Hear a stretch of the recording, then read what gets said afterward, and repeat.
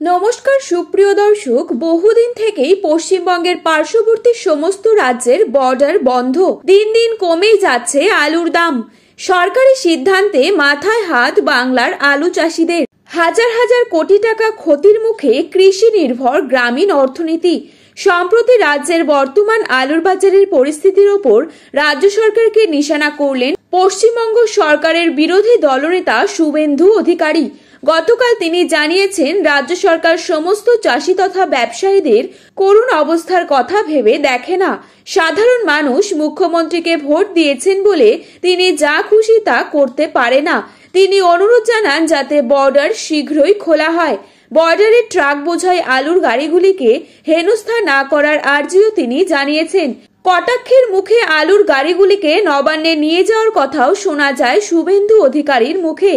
আজ কতুলপুরে পোকরাজ আলুর দাম পয়েন্ট লোড হিসেবে রয়েছে 440 টাকা।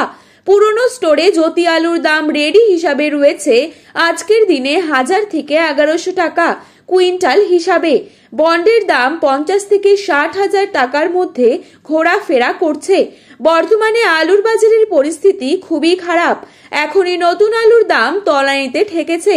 তার মধ্যে ব্যবসায়ীদের দাবি, এই বছর আলুর চাষ নতুন করে 20 থেকে 25% বেশি হয়েছে সমস্ত পশ্চিমবঙ্গে।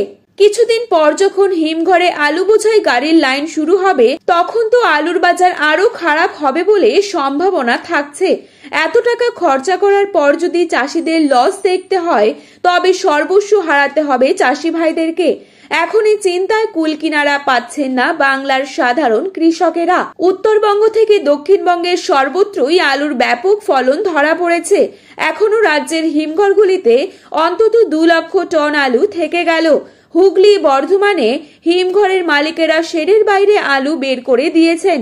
পশ্চিম মেদিনীপুর এবং বাঁকুড়ার অধিকাংশ আলুই ভিন রাজ্যে পাঠানোর ছিল। পরিমাণ বেশি হওয়ায় সেখানকার আলু শেডে বের করা যায়নি।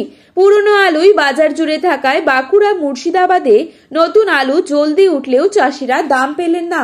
তো বন্ধুরা, এই ছিল আজকের আলু সম্পর্কিত গুরুত্বপূর্ণ আপডেট। প্রতিনিয়ত এরকমই বাজার দর জানতে হলে অবশ্যই চ্যানেলটিকে সাবস্ক্রাইব করে পাশে থাকা বেল আইকনটিকে প্রেস করে রাখবেন এবং ভিডিওটি ভালো লেগে থাকলে অবশ্যই লাইক, কমেন্ট, শেয়ার করতে ভুলবেন না।